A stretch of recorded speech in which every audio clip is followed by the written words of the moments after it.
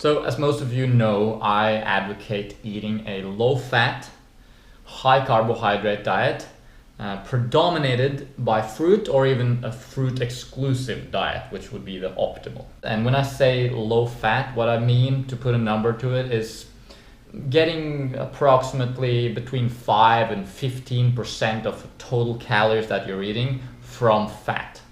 So what does that look like? Well, it typically looks like, eating a lot of fruit or potatoes or carbohydrate food in general, and then a little bit of overtly fatty foods like avocados or nuts and seeds. One aspect of eating a low-fat diet is that you're eating more food in terms of volume. Now, you're eating the same amount of calories. You're not eating more calories than you would on any other diet, but depending on the food you're eating, the volume of food will look very different. So today I wanted to take a look at this, which is, this is approximately 600 grams of bananas. Minus the refuse, we're left with about 400 grams of actual edible portion, which turns out to be around 360 calories.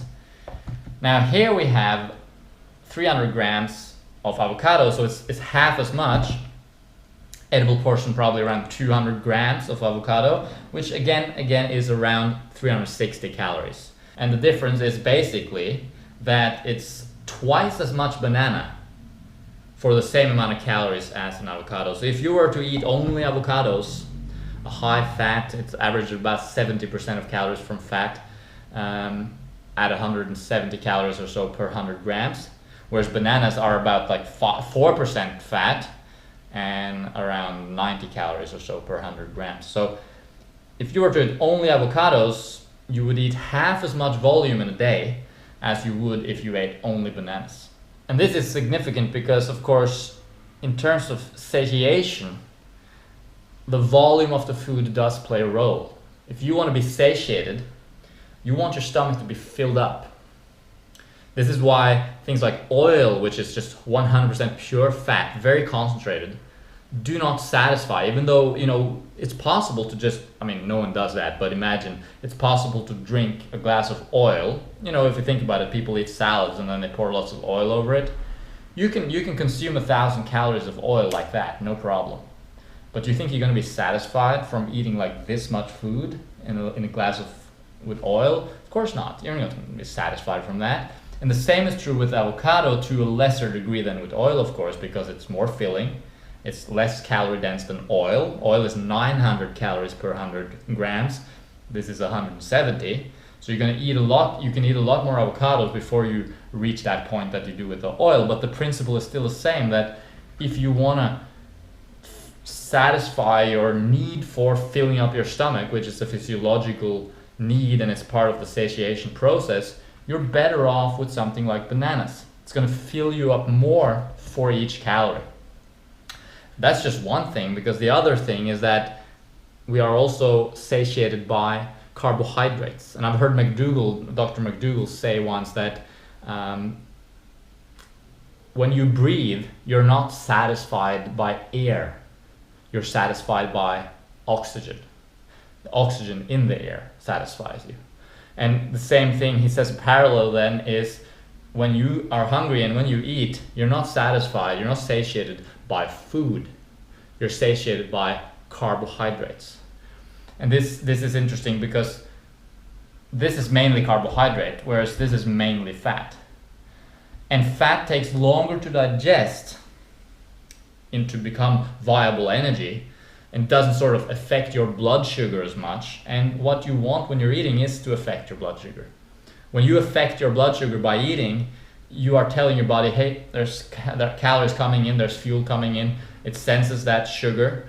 And that's part of the satiation process, which involves hormones and makes you go like, I'm satisfied, I'm happy, with the food. So again, eat avocados, sure, go ahead, they're delicious, I love avocados, but do it in moderation. I wouldn't eat too much of it, because it's essentially almost like it sneaks in, but your body doesn't really recognize it as fuel. And you can test this by yourself. Next time, you're really hungry, you're starving, you're so ready to eat, sit down and eat like 3 avocados or 2 avocados. 2 avocados like this would be 700 calories. That would be a small meal. I've done the experiment. I've been hungry and tried avocados.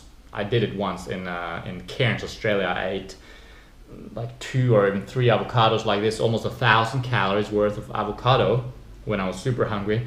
But I wasn't satisfied. I was still craving that sweet. And that's what people do, right? They eat really starchy meals or fatty meals especially, and they still crave something sweet afterwards and they have dessert. It's because they didn't eat enough sweet to begin with.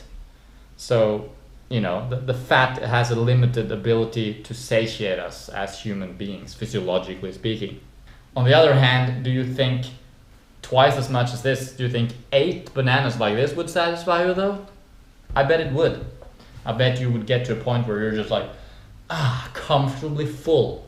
Not like, oh my God, but comfortably full and full with food that gives you immediate fuel in the form of carbohydrates. So what you want is to focus your diet around carbohydrate and limit the amount of fat. And do remember that, even in bananas there is fat. There's essential fats in every single fruit. So even if you just ate bananas, you would get some fat. But then again, bananas are not maybe the ideal fruit when it comes to a perfect balance of essential fatty acids. It's in there, but if you look at something like a mango or papaya maybe, then you're looking at like perfect ratios of omega-3, omega-6, and quite a substantial amount of it as well. The avocado, on the other hand, is not a good source of omega-3, contrary to popular belief. So there's no need to eat avocado. There's no need to eat overtly fatty foods, nutritionally speaking. And in fact, if you are interested in maintaining your weight, if you're interested in maintaining your energy levels, and if you're interested in being satisfied after eating, I highly suggest that you eat more of the carbohydrate foods than you do of the fatty foods.